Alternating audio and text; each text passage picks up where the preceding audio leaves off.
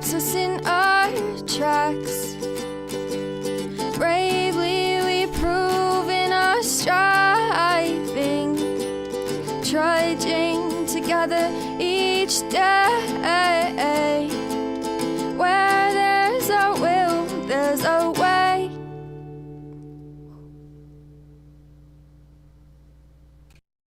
Ding, ding, ding, ding, bong.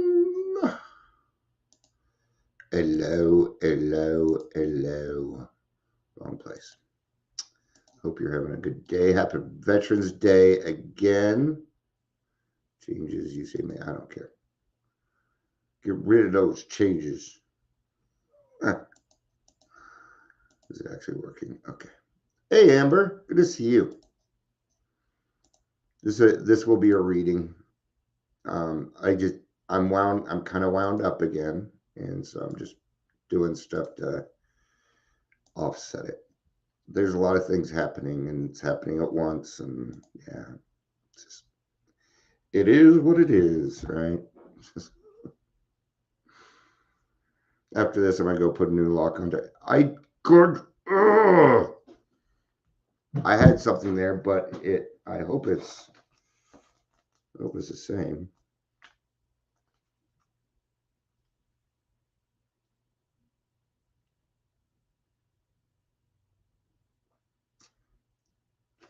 That is not what they had in there. I'll apologize. Give me a second here. It was today's daily reflection, but it wasn't written like that.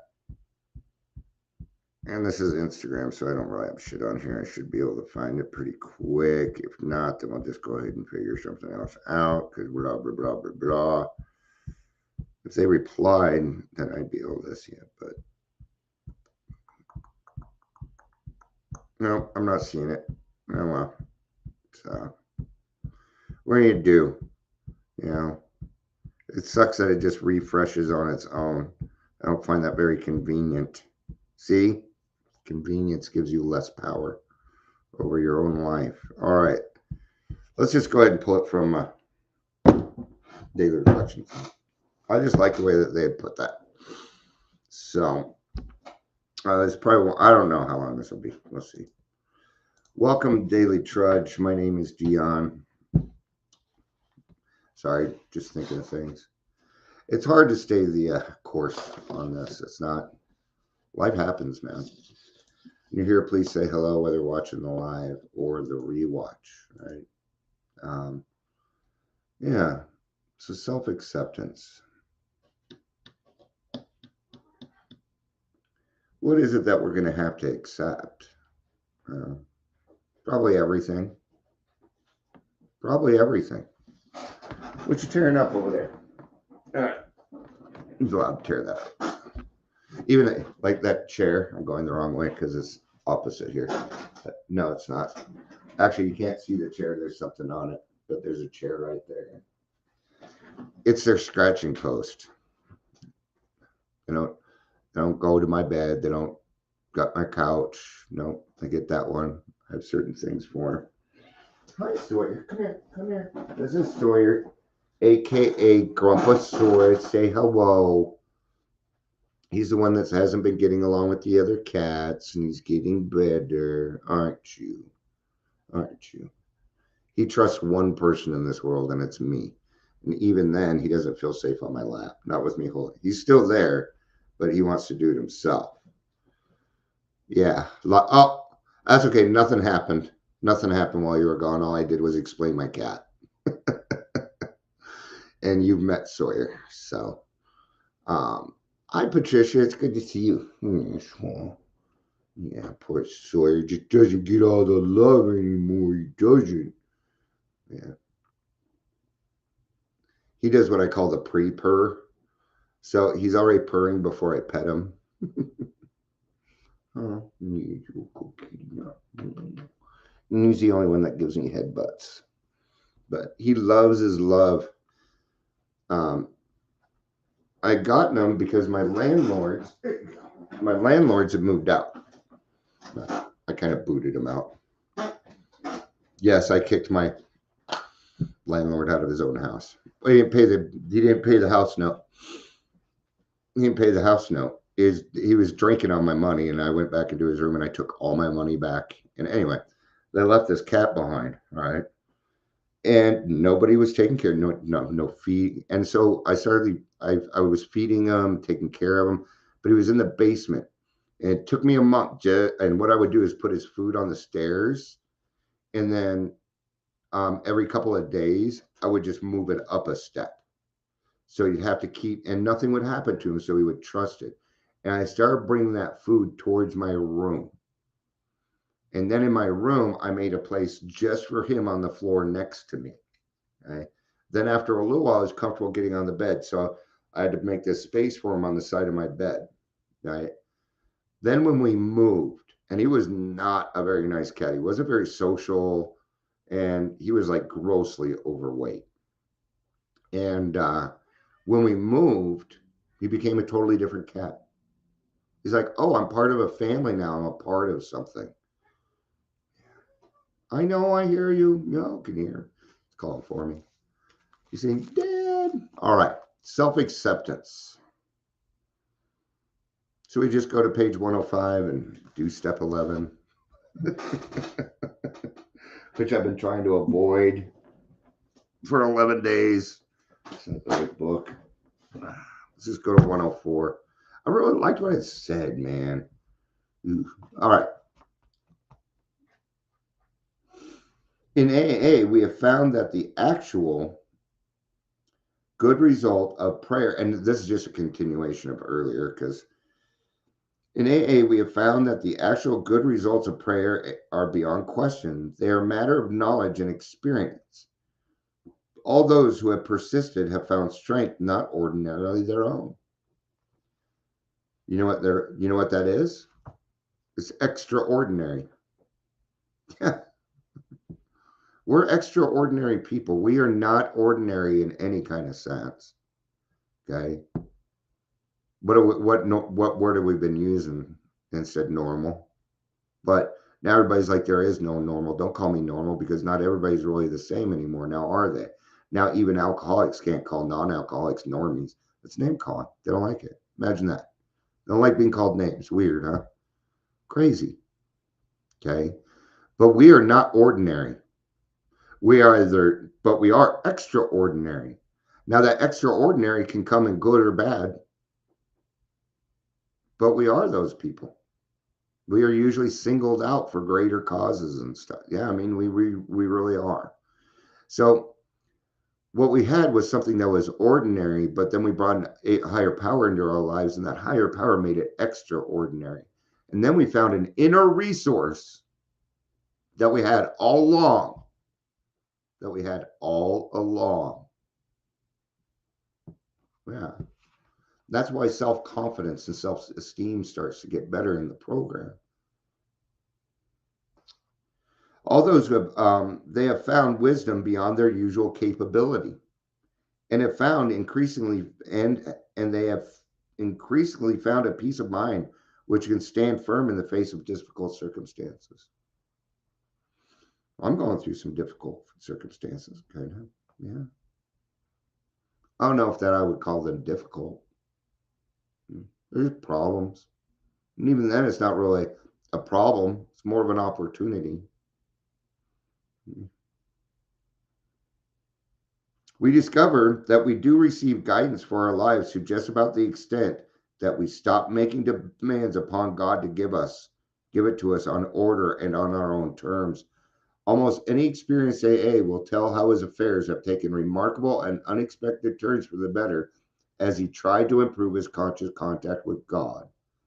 He will also report that out of every season of grief or suffering, when the hand of God seems heavy or even unjust, new lessons for living were learned, new resources of courage were uncovered, and that finally, inexplicably, the conviction came that God does move in mysterious ways, his wonders perform. Oh. Yeah. You know,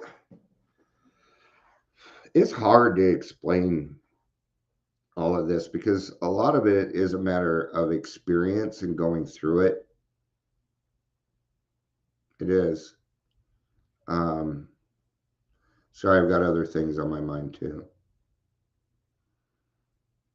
I had a lot of things on my mind. That's why I'm just going to go change the lock after this. Change the garage door lock. I'm still getting waves of nausea. It's not as bad or often, but it is there. So it says all this should be very encouraging news for those who recoil from prayer because they don't believe in it or because they feel themselves cut off from God's help and direction. All of us, without exception, pass through times when we can pray only for the greatest of exertion of will. I've been there, you bet. Yeah. Those are the days when it's like, okay, this is a back to basics. It's a step 1, 2, or 3 day. It's all I got today. And I go through those. Not as many, but it still happens every now and again. And it's a disruption to my day. Okay? But the one thing that I don't do is stop praying. It's not God doing this to me. So people have free will. People have free will, man. He continued to let you drink even though it was wrong. We hurt other people in that process too, and he let that happen, didn't he? Occasionally, we can go even further than this. We are seized with a rebellion so sickening that we simply won't pray. When these things happen, we should not think too ill of ourselves. We should simply resume prayer as soon as we can, doing what we know what is best for us. Knowing what's best for us. We should simply resume prayer as soon as we can, doing what we know to be good for us. Perhaps one of the greatest rewards of meditation and prayer is a sense of belonging that comes to us. We no longer live in a completely hostile world.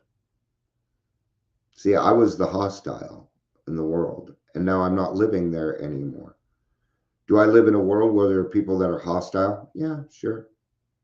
But now I have an understanding of something, that these are God's children, and that they're probably going through something beyond their own control, just like me. And maybe anger is their outlet. Mine was alcohol for a long time. So what goes through my mind? But for the grace of God, go I. But for the grace of God, go I. We are no longer, and here's the reason, we are no longer lost and frightened and purposeless. Yeah. One thing I'm not is lost. I've got, if anything, I have too much purpose going on right now. Really do.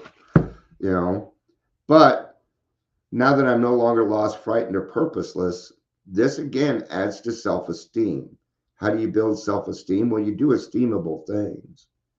Helping other people without no reward, without any expectation of anything. Why? Because if I'm able to do that, don't I already have my gift? More, you want more? There's more, but if you expect it, you don't get nothing. That's been my experience. Because, and why do I get nothing? I still got the gift, but I will not be able to be grateful or utilize it because I'm too focused on what I was expecting. I'll never see it. It's called the forest for the trees. Gotta see it for what it is, right? This morning, my wife woke up. Car wasn't working. Battery was dead. It was fine yesterday. There's a reason for it. This morning, I got up, and the first thought on my mind was, it's Veterans Day. I don't want my wife working today. Something's not right. And guess what? Yeah, it was true. It was true. I had a gut feeling. Something would have happened. So no, she went and got a new battery, oil change. Yeah. Now I'm like, okay, I don't have that feeling anymore. It's gone. But I did. I was worried about it this morning. And I'm glad that God heard me.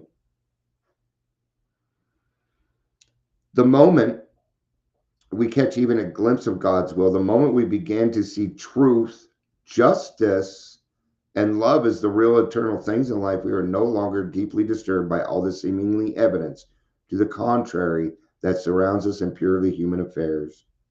We know that God lovingly watches over us. We know that when we turn to him, all will be well with us here and hereafter. Here.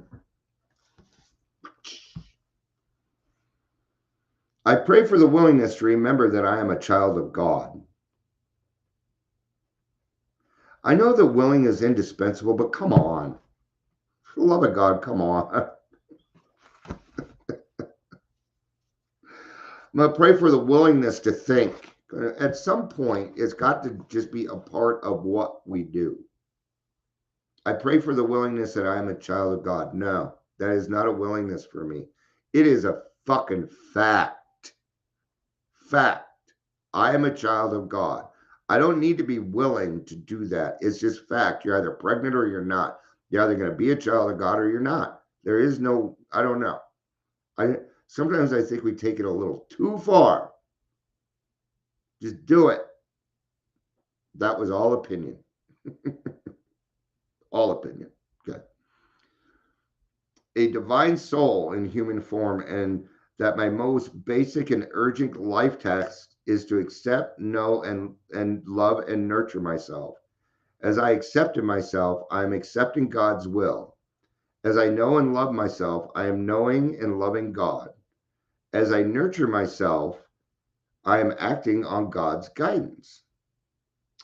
Here we go again. I pray for the willingness. Now, this is the appropriate part. Willingness to let go of my arrogant criticism and to praise God by humbly accepting and caring for myself. What I did not like about any of that was there was no action. And we're in step 11. Action. Where's the action? Oh, God, I'm willing. God, I'm willing. God, I'm willing. That was 6. Oh, enough. I was willing to read that, though. I was willing to read, and I was willing to give my own thing on it. I hear what they're saying. You know, the thing is willingness is a great place to start, but just like acceptance without any action, it's just dead air. It's nothing. It's a thought. All right. I'm going to go change the lock on the garage door now. Maybe. There's too much going on up here, and it's all good stuff. Well, most of it is, right? So part of it is I'm trying to find somebody to help me with something, and people in AA aren't going to be able to do this part. So this is the clinical side. All right. Thank you, everybody, for being here. I appreciate it. I love you. Peace out. And